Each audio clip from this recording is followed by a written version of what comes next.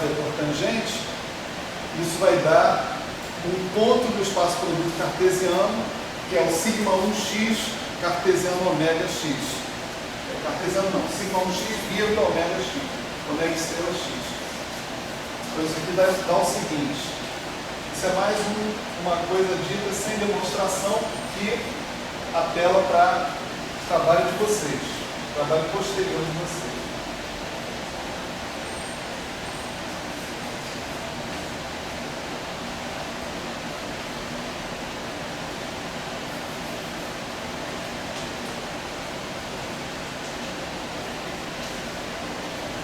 Certo? Quer dizer, esse objeto, só para a gente ver da onde a gente sai para onde a gente chega, esse cara sai do espaço tangente na variedade M e chega no espaço tangente, né, o fibrado cartesiano grupo. Né? Ômega é um elemento grupo. Portanto, nesse espaço tangente, sigma 1 estrela de x é um elemento, é um vetor do espaço tangente ao fibrado, e ômega estrela x é um vetor no espaço tangente ao grupo. Tá? Agora, novamente, esse cara, ele está nessa forma. Opa, já apaguei. Né? Ele é um vetor genérico do espaço tangente a um espaço produto cartesiano. Então eu posso usar aqueles mapas I e J para decompor esse cara também. Né? Eu vou decompor esse cara da seguinte maneira. Né? Sigma 1 estrela x, ômega estrela x, isso vai ser I ômega de P estrela, sigma 1 estrela x, mais j sigma 1 de P estrela ômega estrela x. Né? E novamente a gente vai identificar aqui, né, que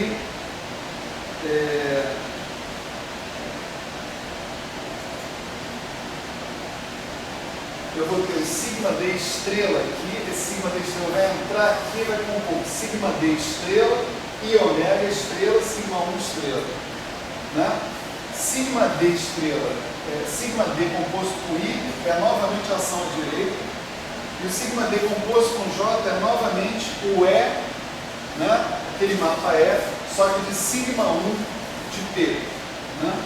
Então isso aqui eu vou escrever mais rápido, porque a gente já passou por isso antes, né? Então o nosso A2 PX, ele vai ser o RG, ou seja, o R ômega de P, estrela, ômega, de sigma 1 P, aplicado em sigma 1 estrela X, mais o ômega, sigma 1 P, ômega de P, é sigma 1 P, estrela, ômega, estrela, x. Certo? Agora nós chegamos exatamente numa expressão praticamente análoga à do teorema anterior, a do item 2. Basta a gente identificar termo a termo que a gente tem aqui. Mais uma vez, o R estrela ômega, pronto, o R ômega de P estrela de ômega vai ser o ADG ômega menos 1 estrela. Esse cara está atuando no sigma 1 estrela de x, o sigma 1 estrela vai sair como retrocesso, vai ficar sigma 1 estrela ômega, que é o A1. Está lá. Tá? O segundo termo, esse é estrela, ômega estrela x, o ômega estrela x é um vetor do espaço tangente a G no ponto ômega de P. Esse vetor pode ser trazido pela forma de Maurer-Cartan para o espaço tangente na identidade e depois levado de volta pela aplicação do mapa diferencial da translação à esquerda. Né? Então isso vai ser um campo vetorial invariante à esquerda gerado pela forma de Maurer-Cartan aplicada nesse cara. Ufa! Né? O E estrela desse campo vetorial vai ser o campo vetorial induzido, gerado pela forma de Moller-Cartan. O ômega atuando nesse campo vetorial induzido vai dar a própria forma de Moller-Cartan retrocedida. Tá certo? Então, essa linha aqui praticamente se reduz àquela linha com a mesma reflexão que a gente fez no item anterior. Tá certo? Quando se trata, né, quando o grupo G tem uma cara bem definida, né, ou seja, quando a gente diz os elementos do grupo G são, né, aplicações lineares ou matrizes, seja lá o que for, quando isso acontece, né, várias dessas operações que a gente está trabalhando aqui se reduzem à multiplicação matricial, pura e simplesmente. Esses retrocessos, esses mapas diferenciais, etc. e tal. Né? Isso a gente tem que fazer com certo cuidado, mas lá nas notas, no chamado material complementar, tá certo? Isso está colocado. Né? Tá bem explicado para vários casos particulares. Fala, professor. Desculpa interromper um minuto, mas é com uma causa especial, que os parabéns para você, né? Feliz aniversário. Denúncia vazia? Valeu, obrigado. Progresso aí. Valeu. Vamos lá. Parabéns, Isso está filmado ali, não sei se você percebeu. Feliz aniversário. Bom, olha só, galera. Então nós encontramos a relação entre dois representantes locais, tá certo? Olha só. A1 e A2. Eu tenho duas seções, né, sigma 1 e sigma 2, cada uma delas aplicada na mesma conexão, uma conexão só, vai produzir dois representantes locais diferentes. Então, eu posso pensar o seguinte, né, eu vou querer construir, né, mais uma vez, aquela ideia de construir o meu fibrado unindo diversas peças. Né? Então, eu tenho o espaço-produto cartesiano, M cartesiano G, um aberto do M, o 1 cartesiano G, o 2 cartesiano G, o 3 cartesiano G. Né? Sobre cada um desses caras, eu monto uma forma tomando valores na álgebra de Lie. A1, A2, A3, assim por diante. A gente sabe que essa forma, se eu montar do jeito esperto, daquele teorema 1, né? Se eu montar do jeito esperto, essa forma vira uma forma de conexão no fibrado lá em cima. Tá certo? Então vamos desenhar. Né? Aqui eu tenho o 1. Aqui eu tenho o 2. O 1 aqui é o 1 cartesiano G, aqui é o 2 cartesiano G. Tá certo? Eu quero pegar o 1, o 2, o 3, o 4, esses caras todos e montar o fibrado. Tá certo? Quero fazer isso. Como é que eu faço? O que eu consegui aqui? Né? Aqui nesse aqui, eu encontrei uma forma A1, tá certo? Que eu defini lá do jeito esperto. Né? Eu tenho uma seção, sigma 1, naturalmente. Né? Aqui eu tenho uma forma local A2 e uma seção sigma 2. Aí eu pergunto, como é que eu vou, né, obter? Eu já sei como é que eu caso uma fibra com a outra para montar um fibrado principal. Eu uso as funções de transição. Né? Aqui eu tenho G1, G2, aqui eu tenho G1', G2'. As funções de transição são os mapas que me dizem a qual G1' eu tenho que associar G1, a qual G2' eu tenho que associar G2. Né? Assim por diante. Então, eu sei montar o meu fibrado principal a partir de pedaços localmente triviais. Tá certo? Eu sei fazer isso. A gente aprendeu a fazer isso na aula 3 ou aula 4. Né? Agora a minha pergunta é um pouco mais profunda. Como é que eu monto, como é que eu obtenho uma conexão no meu fibrado principal.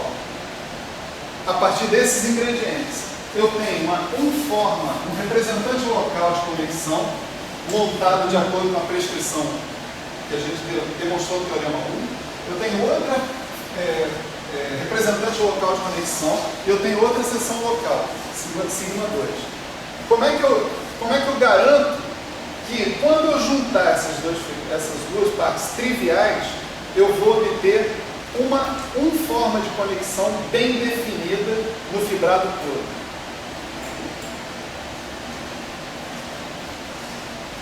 O que eu garanto é o seguinte: se eu escolher A1 e A2, de modo que isso aqui aconteça, tá certo? Que a relação entre A1 e A2 não seja arbitrária, mas se dê desta forma, quando eu aplicar sigma 1 estrela A1, eu vou obter ômega, e quando eu aplicar sigma 2 estrela A2, eu vou obter ômega também, independente das seções locais que eu tenha colocado ali. Ou seja, o jeito de eu montar uma conexão no meu fibrado principal, a partir de representantes locais de conexão, é fazer com que esses dois objetos se relacionem pelo que eu chamo de uma transformação de calibre. Se eles dois se relacionarem por meio daquela fórmula que eu posso chamar para vocês de transformação de calibre, tá certo? Ainda não vou chamar porque falta um detalhezinho. Eu garanto que as duas, no lugar aonde o 1 interseção o 2 é diferente de 0, definem a mesma forma de conexão sobre o fibrado principal, que é o que eu quero. É essa forma de conexão no fibrado principal que me interessa. Os representantes locais podem variar porque eu posso escolher seção 1, seção 2, seção 3, não tem problema. Mas se eu escolher a seção 1 ou seção 2, a diferença, né, entre uma coisa e a outra é uma transformação de gauge, onde o elemento do grupo de gauge é exatamente o elemento ômega que leva uma seção na outra. É bonito para cacete. Vamos conver, né? É enrolado, né? Mas o resultado onde você chega é interessante, né? Quer dizer, isso que me dá a forma de eu reconstruir, de eu construir uma forma de conexão sobre o fibrado principal a partir de formas de conexão que são representantes locais adequadamente construídos em cada pedacinho, em cada pedaço trivial do fibrado. Tá certo? Agora vamos definir o que a gente chama de transformação de gauge e encerrar, tá certo? Já meio-dia, você vê que agora ficou fácil.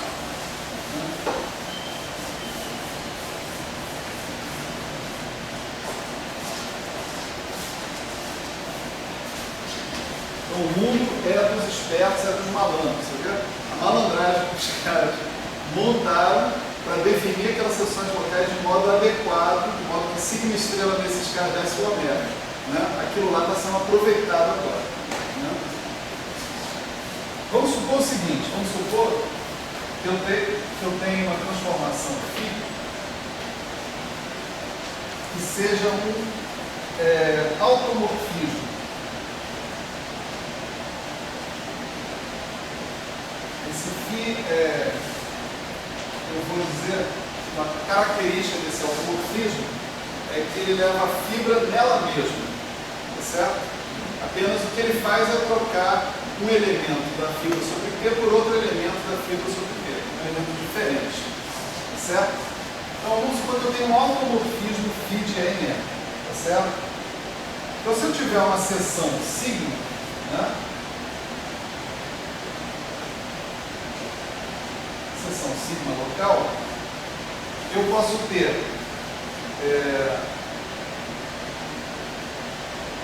desculpe, antes de falar sobre isso, né? É claro que se eu tenho uma conexão,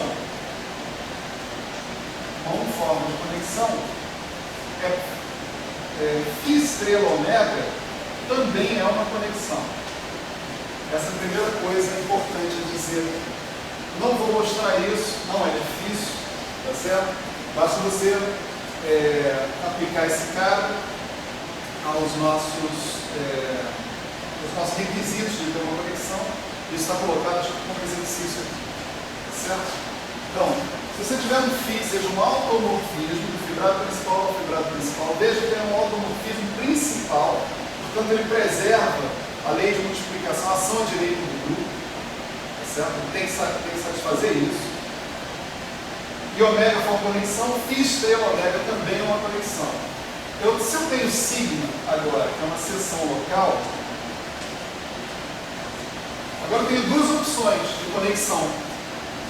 Eu tenho uma opção que é sigma estrela ômega, tá certo? Eu tenho duas opções de forma local de conexão, de representante local de conexão. Vou chamar de A1 o sigma estrela ômega, vou chamar de A2 o sigma estrela de φ estrela ômega. Tá certo? Pergunta: qual é a relação entre A1 e A2? Né? Agora é fácil a gente tirar a relação entre A1 e A2. Por quê? Porque se o φ é um automorfismo, eu posso mostrar que φ bola sigma, né, é também uma seção. Tá certo? Satisfaz os mesmos requisitos de uma seção. Tá?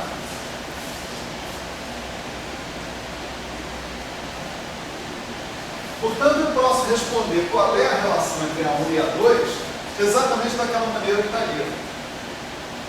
Tá certo? A relação entre A1 e A2 vai depender agora de um ômega, né? E faz o seguinte: φ bola sigma de P é igual a sigma de P, ômega de P. Se o ômega for definido dessa maneira, é só colocar naquela fórmula e eu sei qual é a relação entre A1 e A2. Tá certo? É uma transformação de eixo. Esse automorfismo, né, φ, nessas condições, ele é chamado transformação de calibre. Por uma transformação de calibre, você pode ver essa transformação de calibre ou como uma mudança de conexão do fibrado principal de ômega para φ estrela ômega, ou como uma mudança de trivialização local. Né? Trivialização dada por sigma, trivialização dada por φ bola sigma. Certo? Isso é uma transformação de calibre. Está aí o papel desse cara. Agora, mais importante do que isso, a gente acabou de ver o papel das transformações de calibre na constituição da conexão. É graças a uma transformação de calibre que você constitui uma conexão sobre o fibrado principal. Certo? Com o uso delas. Essa equação está aqui vista para o caso de grupos matriciais, que são os casos das teorias de Young-Mills que a gente conhece, né? Ela se reduz a isso que está aqui, A2 de P igual a ômega menos 1 de P,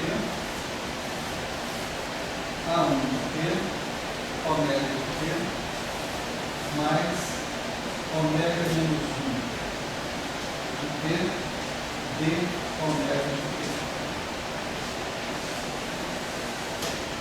Tá? Isso aqui é a forma de Maurer-Cartan retrocedida por ômega, né, num grupo matricial. Eu tenho um exercício, tem um pedaço das notas de aula onde eu mostro isso, exatamente isso. Né? E aquela primeira parte que está ali é a aplicação adjunta no espaço tangente quando eu tenho também o grupo matricial. Né? Então é exatamente o que a gente precisa, né? Numa teoria de gauge não abeliana de Young-Mills. Certo? Ali é derivada exterior, mas é só você projetar em coordenadas que você tira a forma usual, né? Que a gente conhece. Tá bom? Então é isso aí, já passei o meu direito aqui. Amanhã, última aula, certo? A última aula é capaz então de se reduzir a um seminário, né? Porque eu tenho duas notas de aula realmente importantes ainda para falar para vocês. Mas a mais importante de todas é a primeira. A segunda é também importante, mas eventualmente dá para pegar sozinho. Então talvez eu bote mais ênfase na parte de levantamento horizontal e transporte paralelo, né, vistos dentro do fibrado. E eu vou mencionar para vocês os resultados para fibrados associados, certo?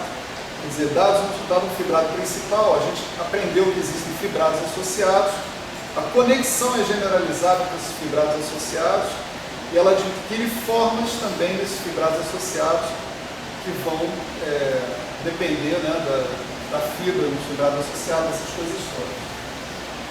Amanhã a gente vê isso, amanhã a gente fecha. Valeu.